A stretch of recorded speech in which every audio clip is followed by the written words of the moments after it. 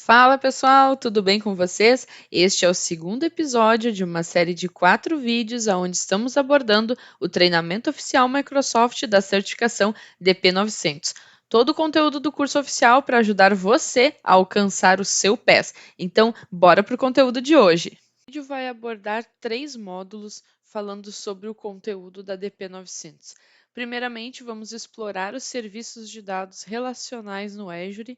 Após explorar o provisionamento e a implantação de serviços de bancos de dados, e finalizamos com consultar dados relacionais no Azure, lembrando que ao final desse módulo nós teremos um quiz para que você garanta que está com os conteúdos em dia em busca da sua certificação. Bora lá! Então, neste módulo 1, vamos explorar serviços de dados relacionais dentro do Azure. E o que são os serviços de dados dentro do Azure? Bom, eles se enquadram na categoria de plataforma como serviço. Recorda, se você já tenha feito, por exemplo, a certificação AZ900, nós falamos muito sobre as categorias de serviço. Por exemplo, se nós falamos sobre IaaS ou infraestrutura como serviço, nós diretamente relacionamos a criação de máquinas virtuais dentro do Azure. Já a plataforma como serviço, ao invés de nós criarmos uma infraestrutura e ali armazenarmos nosso banco de dados, nós vamos direto para o serviço de banco. Então, isso torna a plataforma como serviço sendo o nosso modelo. E claro, se a gente fala de software como serviço, ou SaaS, nós estamos falando principalmente de serviços de e-mail como o Office 365. Então, sobre a categoria de plataforma como serviços, nós estamos nos relacionando ao banco de dados do Azure e aqui como exemplo nós temos, por exemplo, o MySQL, o banco de dados do Azure para servidores MariaDB, o banco de dados do Azure para o Postgre também sendo mencionado, além de outros que nós encontramos como não relacionais, por exemplo, como o Cosmos DB. O uso do Azure Data Services, ele vai reduzir o tempo que nós precisamos para investir na administração do nosso banco de dados. Então, estes serviços podem limitar o intervalo de tarefas de administração personalizadas. Claro que esse software não pode ser compatível com o serviço de dados e permitir que um aplicativo execute um script de banco de dados que possa afetar a nossa segurança. Lembrando que, com termos de SLA, o Azure Data Services trabalha com 99,99%. Quando nós comparamos a infraestrutura como serviço versus a plataforma como serviço, nós conseguimos diferir também sobre a nossa despesa de capital, o famoso CAPEX, e a despesa operacional, que seria o OPEX. Aqui a gente percebe que lá no topo dessa figura nós temos o meio físico, aonde nós éramos habituados, por uma questão de necessidade, nós temos ali um servidor com o SQL Server instalado localmente e ali a gente vai trabalhando, o banco de dados e fazendo as devidas consultas, disponibilizando o ambiente para os colaboradores e clientes. Quando a gente fala de infraestrutura como serviço, já dentro do modelo de nuvem, nós podemos também criar um servidor no modelo infraestrutura como serviço e adicionarmos ali um SQL Server, ou seja, replicar o mesmo estilo de ambiente que nós tínhamos localmente. Porém, perceba que isso não é financeiramente muito indicado, porque você vai estar gastando com recursos de computação mais a licença do SQL. Então, faz muito mais sentido nós adquirirmos como plataforma, como serviço. Dessa forma, a gente se desprende da questão de ter uma máquina e vamos direto para a administração do banco de dados como um todo. Isso diminui o nosso esforço administrativo e também a questão da despesa que a gente vai ter para utilizar o nosso banco de dados na nuvem. Aqui a gente vê sobre os modelos de utilização do SQL Server falando em termos de Azure, ou seja, nós podemos ter este serviço no modelo IaaS, infraestrutura como serviço, e podemos ter ele no modelo PaaS. Ou seja, o SQL Server em máquinas virtuais do Azure é possível. O que eu vou ganhar com isso em termos de administração e custo? Bom, eu não preciso mais me preocupar com o hardware, porque aqui eu não vou mais estar lidando com isso, eu vou estar escalonando, o SQL em uma máquina virtual. É claro que isso, financeiramente falando, às vezes não é muito coerente, porque você não vai desligar essa máquina para diminuir o custo dela. Então, você vai ter uma máquina ali funcionando 24/7 com o SQL trabalhando nela. Mas é um modelo que funciona. O SQL em máquinas virtuais permite sim que você use versões completas na nuvem e não vai precisar gerenciar um hardware local. Porém, né, além de ser executado, você consegue fazer uma virada de dados como se estivesse trabalhando localmente. Você vai ter o acesso, vai fazer administração. Permita que aqui nós temos muito a questão da administração junto, porque não vai ser só administrar o banco de dados, vai ter o cenário do servidor também. A gente pergunta, né? Tá, mas se isso não é conveniente, por que cargas d'água eu utilizaria essa forma para trabalhar? Né? Vai ser mais caro, eu não vou poder ficar desligando a máquina, eu vou ter que continuar administrando o sistema operacional, porque isso é minha responsabilidade, né? Modelo de responsabilidade cliente-provider e tudo aquilo que a gente já está meio que cansado de ouvir quando é questão de IaaS, PaaS e SaaS. Então, quando que eu vou utilizar? Quando que vai ser útil na minha empresa? Bom, essa abordagem vai ser adequada se o seu caso for migrações e aplicativos que vão exigir acessos a recursos do sistema operacional. Essa é a grande chave da jogada. Ou seja, se ele tiver que fazer acesso a algum recurso, isso não vai ter suporte no nível de plataforma como serviço.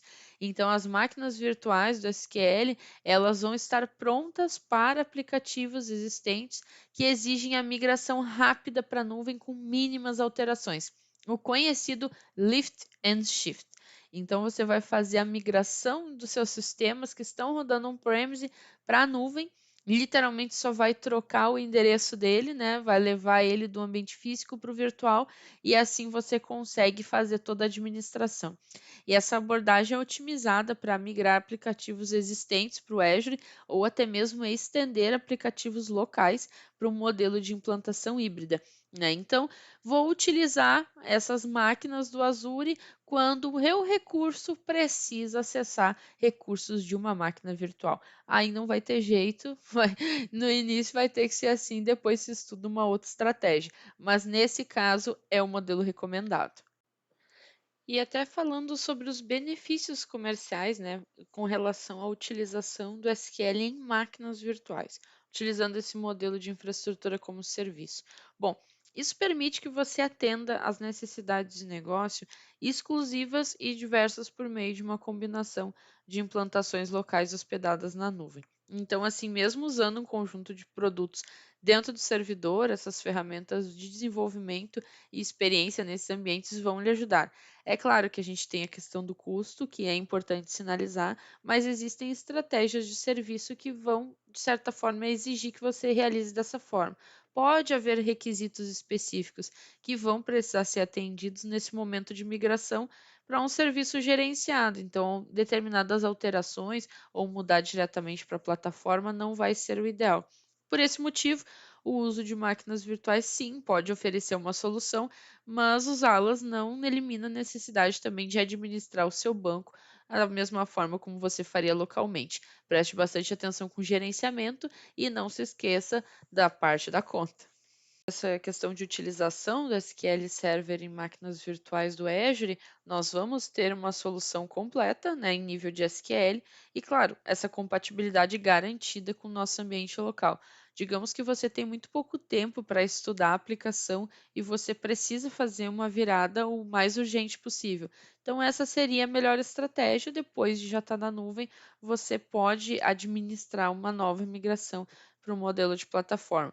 Mas lembrando, você vai pagar pelo servidor, as licenças e não pelo banco de dados. Mas claro, você não vai poder ficar desligando essa máquina pela questão da utilização dela e vai ter que fazer todo o gerenciamento. A única coisa que você não vai inferir, obviamente, é a parte de hardware. O resto é sua responsabilidade. E falando sobre a parte do banco de dados SQL dentro do Azure, aqui sim nós temos o modelo de oferta PaaS, né, plataforma como serviço, e os usuários vão criar, né, um servidor de banco de dados gerenciado na nuvem, mas sem ter acesso necessariamente ao sistema operacional, né, da máquina. Você não vai acessar a tela do Windows, você vai direto para o banco. É claro que aqui vai diminuir a questão do gerenciamento, porque você não vai mais ter acesso a um servidor, não vai ter que ficar configurando nada em máquina, né? Nós vamos direto para a configuração do banco de dados e aqui nós temos diversas funcionalidades que vão nos ajudar no dia a dia. Aí dentro desses modelos, né, de plataforma como serviço, nós temos aqui, por exemplo, na esquerda o banco de dados individual e na direita um pool elástico. Qual que é a diferença entre um e o outro? Bom, a parte do banco de dados individual, o único, ele vai permitir que nós venhamos a configurar e executar um único banco de SQL Server. Com isso, você vai executar, né, vai criar ele na nuvem, vai acessar o banco de dados por meio desse servidor fictício, digamos assim, né? A gente não enxerga a máquina em si, somente o banco, através da plataforma da Microsoft. Então, tudo que você precisa fazer é configurar o banco de dados. Você vai criar suas tabelas, preencher os dados conforme for de sua preferência, né, dentro do seu ambiente, vai dimensionar, criar espaço de armazenamento, lidar com a memória, processamento, todas as configurações. E por padrão, obviamente, os recursos vão ser pré-alocados e você vai pagar por cada hora e recursos solicitados. Isso dentro do modelo, né, de banco de dados individual. Quando a gente fala do pool elástico, talvez em português você encontre o termo também piscina elástica em algumas traduções. O que acontece? Ele é semelhante a um banco de dados único, porém, né, por padrão, vários bancos de dados podem compartilhar os mesmos recursos. Então, aqui você vai ter memória, espaço de armazenamento de dados, todo o poder de processamento, digamos assim, desses recursos vão estar compartilhados. Você vai criar esse pool e os seus bancos vão poder acessar esse pool. Quando que isso vai ser útil? Quando que isso vai ser a minha melhor estratégia? Se você tiver bancos de dados com requisitos de recursos que variam, aqui perceba que fica muito semelhante ao modelo de máquina virtual quando a gente está trabalhando em Scale 7, por exemplo. A gente vai atribuir com base em regras e as nossas máquinas vão aumentando e diminuindo com base na utilização. Aqui, o nosso banco de dados vai aumentar e diminuir conforme a utilização. Então, você pode, né, configurar o seu ambiente para que ele vá se adaptando conforme o uso e vai permitir com seus recursos disponíveis, né, no pool, liberando assim que o processamento for concluído. É a mesma estratégia, só que aqui nós estamos falando de banco de dados. Então, o banco de dados SQL do Azure ele fornece essa melhor opção para nós e vai ter, né, um custo menor, porque a gente não vai alocar recursos além do que precisamos usar, e ainda assim vamos estar administrando menos. Não é totalmente compatível com instalações locais SQL Server, né? Aí, nesse caso, a gente levanta o sinal de alerta, né? Questão de instalações locais, ainda é mais indicado fazer o infraestrutura como serviço, mas é frequentemente usado em novos projetos, a gente já consegue adaptar. Nós vamos ter aplicativos de nuvens modernos, aplicativos que atingem, obviamente, alta disponibilidade e com um modelo de carga que vai se adaptar à necessidade, né, dos nossos clientes.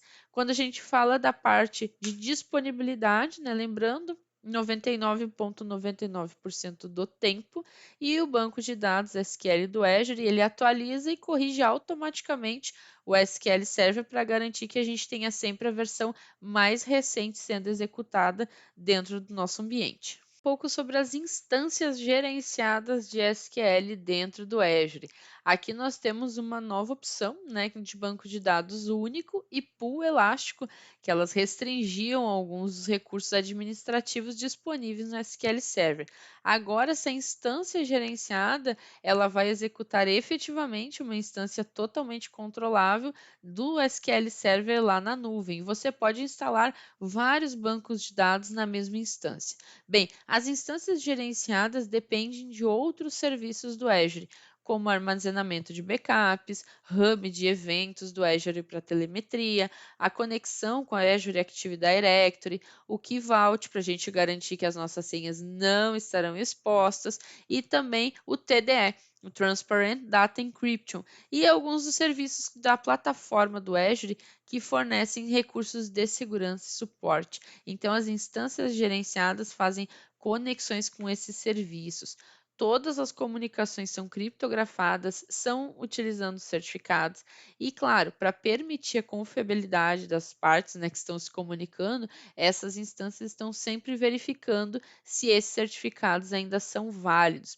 Aqui a gente tem o modelo de instância única e também o modelo de pool de instâncias. Bem, aqui o que nós temos de vantagem em utilizar, né, uma instância gerenciada do SQL. Primeiramente, essa instância gerenciada ela vai nos oferecer todos os benefícios de gerenciamento e segurança disponíveis ao se utilizar um banco de dados único, além do pool elástico e implantação de instância gerenciada, que permite que o administrador do sistema vai gastar sim menos tempo com tarefas administrativas, porque aqui nós vamos literalmente direto ao ponto. A parte interessante é que nós temos quase que 100% de compatibilidade com o SQL Server Enterprise Edition sendo executado no local. E a opção de implantação de instância gerenciada do banco de dados SQL nos dá suporte a logons e logons tradicionais do mecanismo do banco de dados integrado com Active Directory. E através disso, os logons do Azure AD usam credenciais associadas à entrada do computador. Assim fica muito mais fácil a gente rastrear quem está utilizando e os usuários que fizeram acesso. E aqui nesse slide nós temos um comparativo referente a instâncias gerenciadas e banco de dados SQL do Azure. Bom, na parte da instância gerenciada, nós vamos ter a instância única, através do SQL Server, suporte nativo à nossa rede virtual e, claro, um serviço totalmente gerenciado.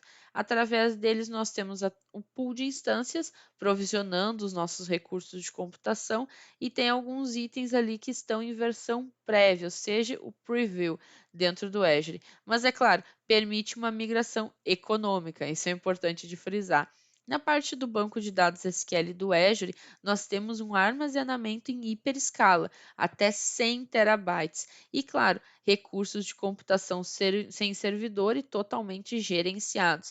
Além de termos também um pool elástico compartilhando os recursos entre vários bancos de dados e também um gerenciamento de desempenho simplificado. Aqui nós temos que analisar qual que é a melhor estratégia dentro da nossa empresa para realizar uma migração e ter uma melhor performance com um menor custo. E vamos para o nosso próximo tópico falando sobre o PostgreSQL, o MySQL e o MariaDB. Bom, além do banco de dados SQL do Azure, os serviços de dados também estão disponíveis para outras soluções populares de banco, né, principalmente voltados para o lado do SQL. Isso é para garantir que os nossos serviços vão poder ter uma execução migrando para o Azure rapidamente, sem necessidade de grandes alterações nos nossos aplicativos. Então, aqui a gente tem esses três exemplos que nós vamos estudar, porque eles fazem parte do conteúdo da nossa DP900. Bem, e falando sobre o banco de dados do Azure para o PostgreSQL, esse serviço oferece a mesma disponibilidade, desempenho, dimensionamento, segurança e benefícios administrativos que o serviço do MySQL. Então, alguns recursos de bancos de dados do PostgreSQL locais não estão disponíveis no banco de dados do Azure para o PostgreSQL. Estes recursos dizem respeito principalmente a extensões que os usuários vão adicionando num banco de dados para executar tarefas especializadas. Então, tem um suporte para um conjunto principal das extensões usadas com mais frequência. O banco de dados do Azure para o PostgreSQL tem duas opções de implantação, o de servidor único e o de hiperescala. Então, aqui o segundo ponto, o banco de dados do Azure para o MySQL é uma implementação dentro do modelo de plataforma como serviço, lá na nuvem do Azure, com base no MySQL Community Edition. O de banco de dados do Azure vai incluir para nós alta disponibilidade, sem custo adicional e escalabilidade conforme necessário. É importante citar que você vai pagar somente por aquilo que usa e são fornecidos backups automáticos com restauração pontual. Uma outra questão muito importante aqui é que o servidor fornece segurança de conexão e impõe regras de firewall. Opcionalmente, você pode requerer também um SSL. Aqui, muitos parâmetros do servidor vão garantir que você defina configurações de modo de bloqueio, número máximo de conexões e também tempo limite destas conexões. Então, o banco de dados do Azure para MySQL vai fornecer um sistema de banco de dados global que pode ser dimensionado para grandes bancos de dados sem a necessidade de gerenciar o hardware. A gente adora ouvir essa parte. E falando sobre o MariaDB, ele é um banco de dados totalmente gerenciado e controlado pela Azure. Depois de você provisionar o seu serviço e transferir os seus dados, o sistema quase não requer uma administração adicional. Quais vão ser os benefícios, né? Nós vamos ter uma alta disponibilidade integrada sem custo adicional, desempenho previsível, você vai utilizar preços inclusivos do pagamento conforme o uso, o dimensionamento conforme necessário em segundos, proteção segura dos seus dados.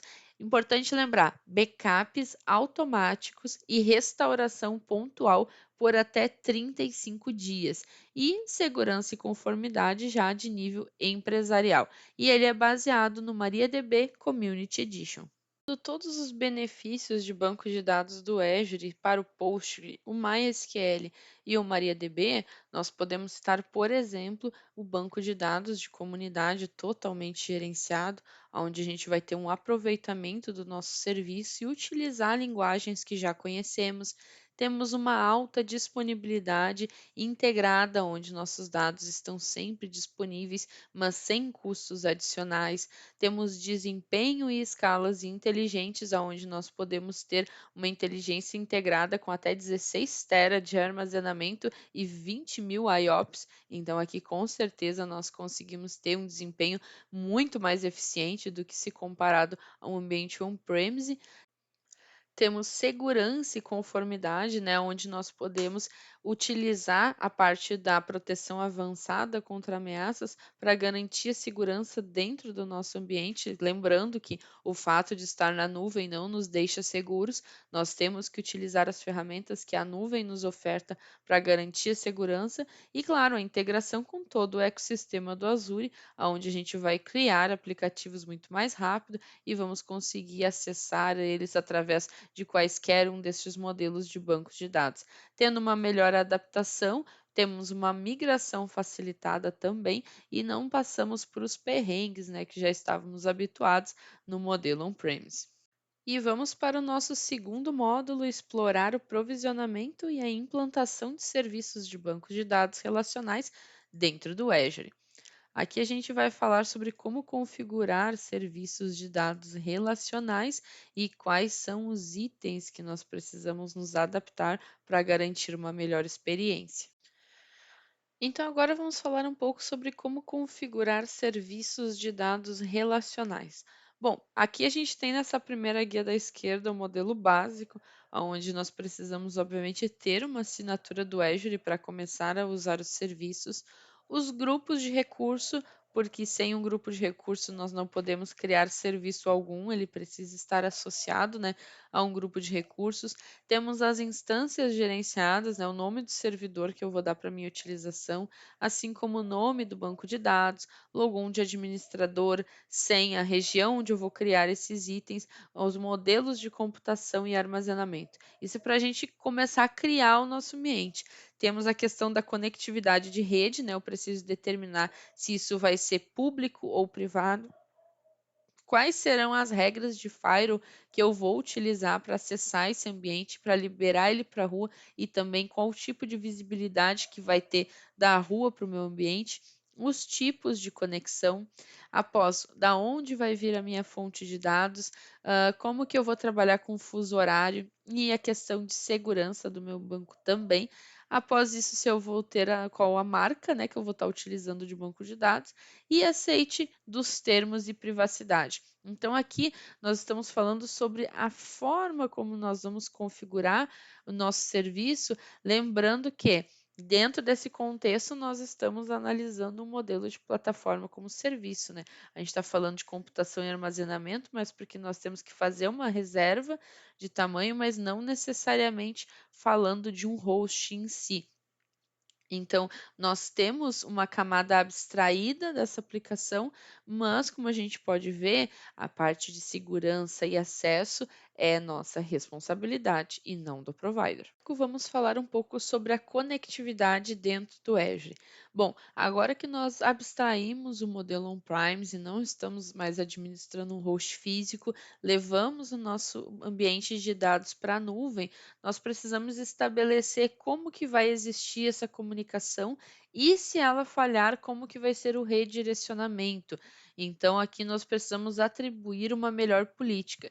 Porque se você está conectado, né, de um outro serviço do Azure para um aplicativo, por exemplo, que você está utilizando na sua conexão, ele vai ter uma política de redirecionamento padrão. Nós estamos falando dentro do ambiente de nuvem.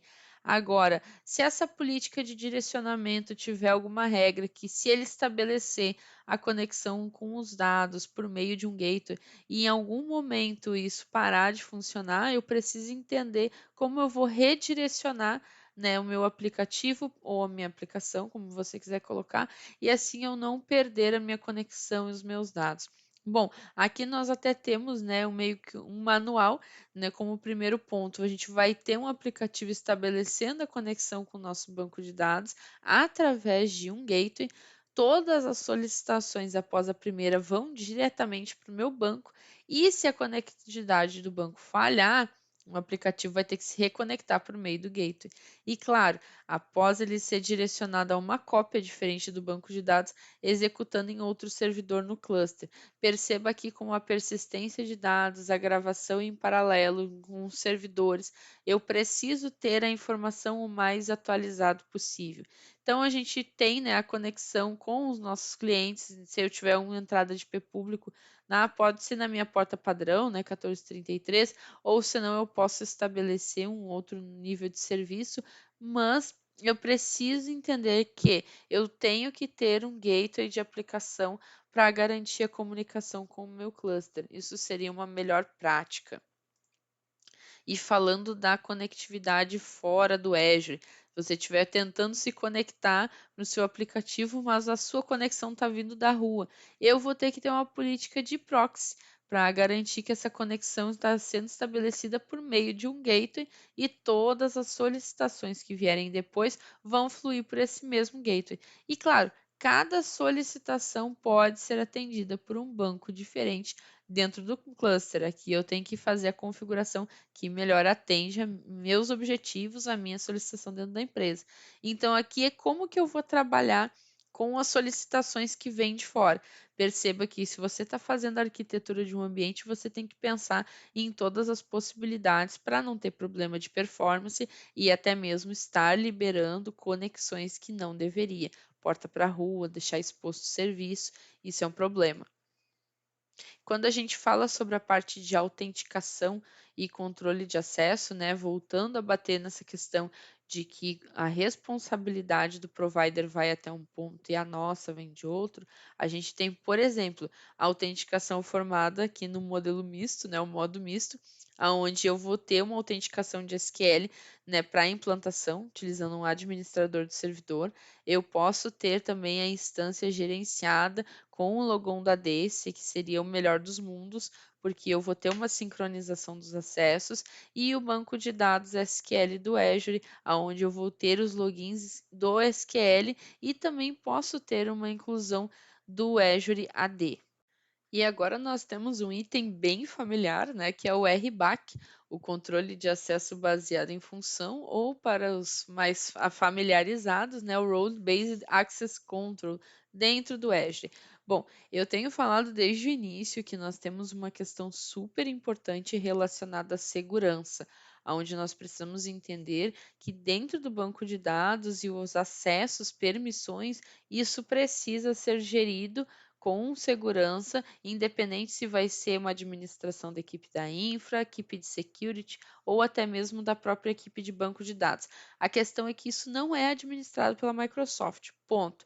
Então, nós precisamos ter aqui um acesso com base em funções que seja consistente com o permissionamento dos nossos colaboradores, para garantir que a gente não vai estar dando permissões além do devido e assim estar sujeito, né, a um dia colaborador não acordou não muito feliz, vai lá e faz um monte de coisa e depois alguém tem que correr atrás do prejuízo. Então, nós temos 3 itens aqui. A entidade de segurança, onde nós vamos ter um objeto que vai representar o meu usuário serviço, que está solicitando, né, esse acesso. A função, que vai ser de fato as permissões que eu estou dando para essa pessoa que vai executar uma ação. E o escopo, que seria uma lista, né, um conjunto de recursos a qual eu vou aplicar essa função para essa entidade. E no próximo item, banco de dados do Azure, réplicas de leitura. No que nos ajudam essas réplicas, por exemplo? Se você já estudou para a prova AZ900, AZ104, entre outros, nós temos um modelo de replicação de dados onde nós podemos ter um acesso de leitura em uma segunda região, né? O RA, GZRS, por exemplo, encaixa nesse padrão. O que acontece? Nós temos os nossos dados sendo escritos de forma síncrona na primeira região e replicados de forma assíncrona numa região secundária. E através disso eu posso configurar que uma aplicação consulte esses dados. Ela não pode escrever, mas ela pode ler, e dessa forma ela não precisa vir na minha região primária, que provavelmente vai estar numa região geográfica diferente da dela, e assim a minha aplicação vai ter uma melhor performance.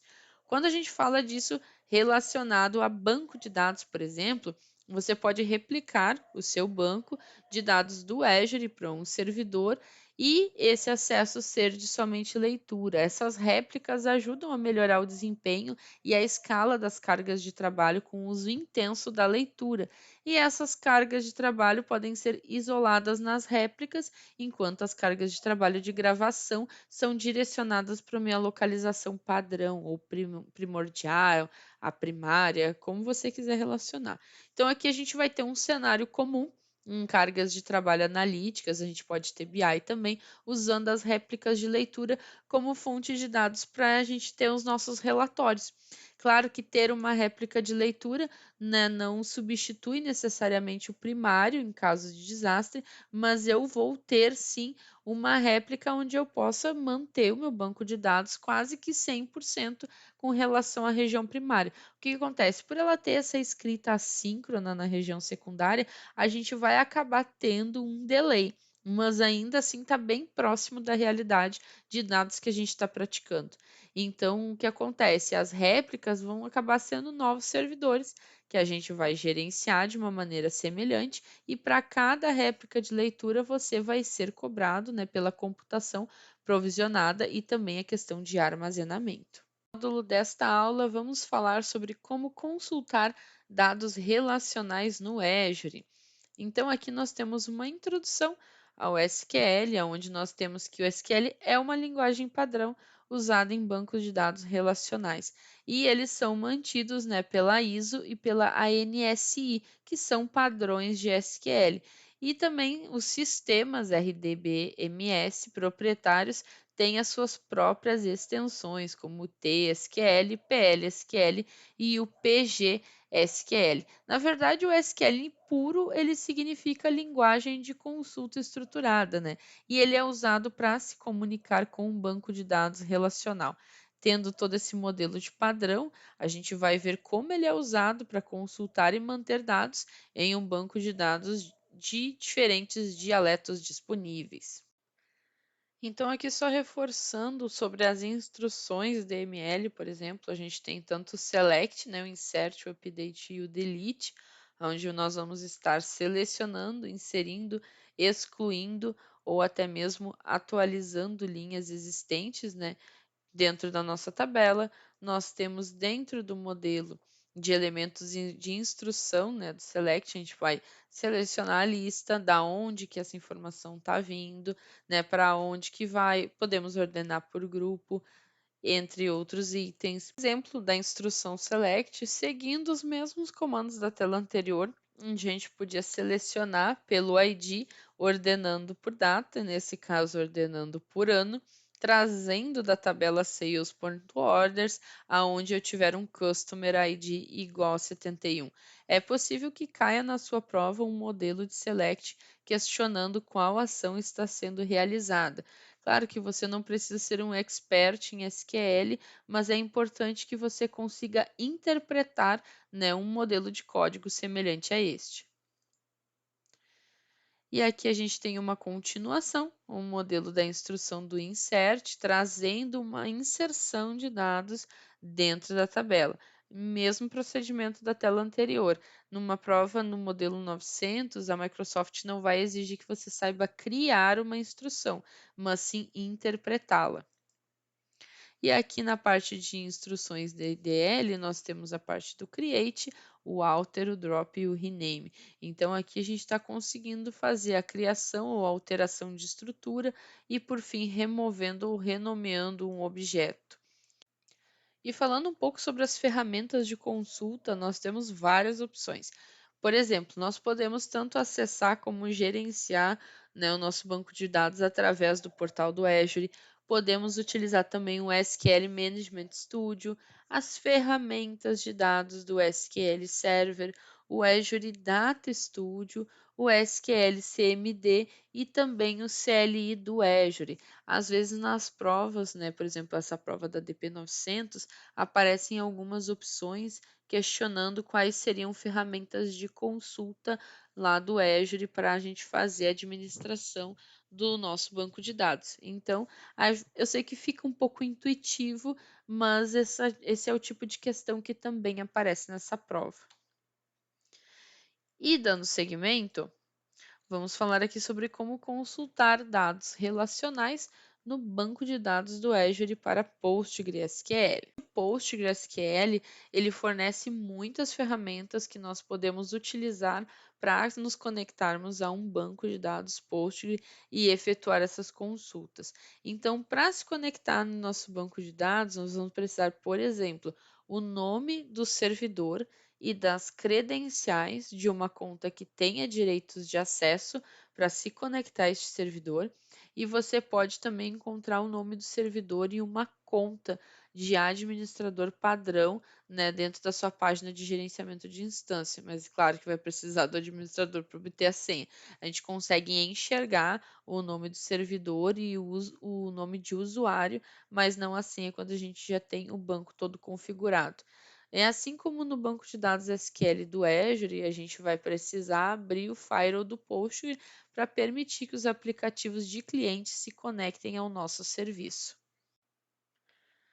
E sobre consultar esses dados relacionais, mas agora utilizando o banco de dados do Azure para o MySQL, nós precisamos ver que, assim como o banco de dados SQL e o Postgre, a gente precisa do nome do servidor e das credenciais de uma conta que tenha direitos, né, de acesso para se conectar ao servidor.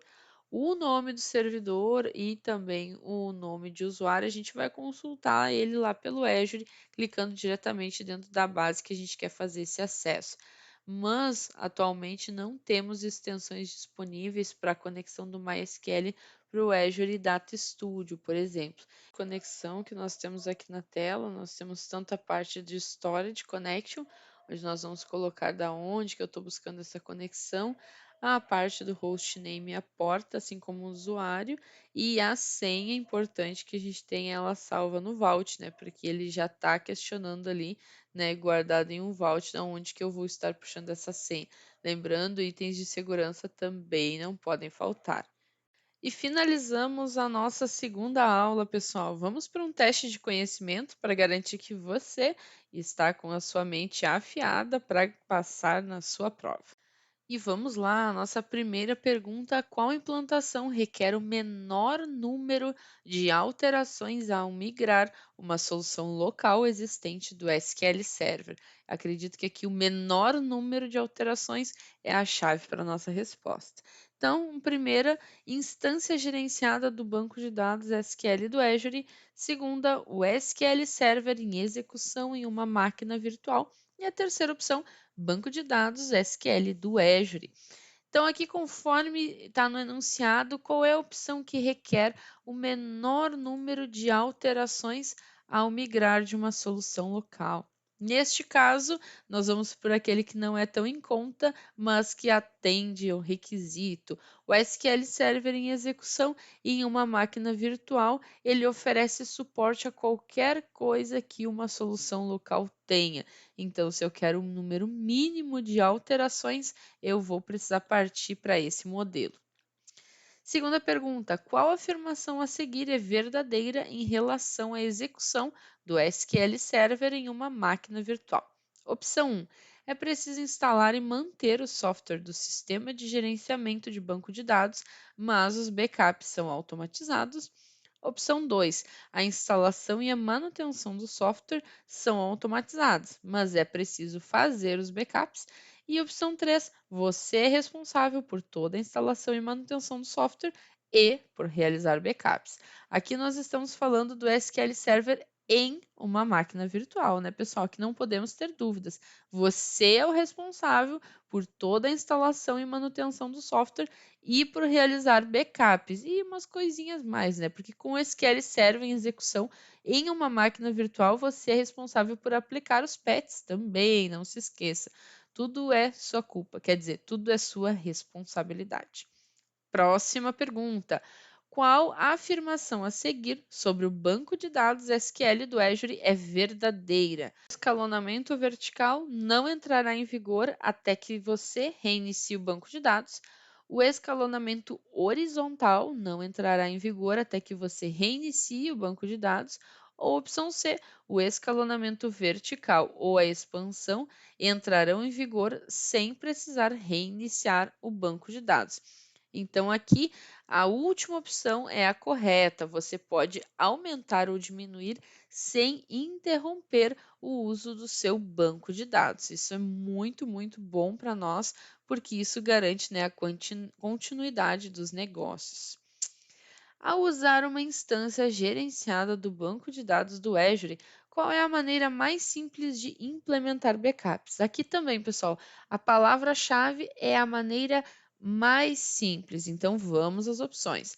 Configuração manual do SQL Server, criar uma tarefa agendada para fazer backup ou os backups são manipulados automaticamente. Se nós estamos falando da maneira mais simples, aqui são os backups são manipulados automaticamente, porque uma instância gerenciada vem com o benefício de backups automático e a capacidade de restaurar em um determinado momento. A gente tem em alguns modelos a criação da tarefa agendada, sim, mas aqui a questão quer saber qual é a maneira mais simples. Cuide para não cair nas pegadinhas. E qual é a melhor maneira de transferir os dados em um banco de dados PostgreSQL executado localmente em um banco de dados que executa o serviço do banco de dados do Azure para o Postgre? Então, aqui, como é que eu vou fazer a transferência destes dados? Na primeira opção, nós temos exportar os dados do banco de dados local e importá-los manualmente para o banco de dados em execução no Azure. A segunda opção, carregar um arquivo de backup do banco de dados Postgre no banco de dados em execução no Azure. E a terceira opção, usar o serviço de migração do banco de dados do Azure. Então, aqui, como nós estamos falando de como nós vamos transferir estes dados, pessoal, a resposta correta acaba sendo a mais simples de todas: usar o serviço de migração de banco de dados do Azure. É claro, ele fornece a maneira mais segura de enviar os dados, né, do seu banco de dados do Postgre local para o Azure. Nada de ficar carregando arquivo, né, e importar manualmente, nada dessas coisas. Vamos utilizar o serviço de migração. E assim nós encerramos, pessoal, o nosso segundo vídeo da nossa série DP900. Eu espero que esses vídeos estejam sendo úteis no seu conhecimento, tanto da parte de DP como ajudando na sua certificação. E fique ligado que muito em breve chega o terceiro vídeo no canal. Eu vejo você lá. Até a próxima!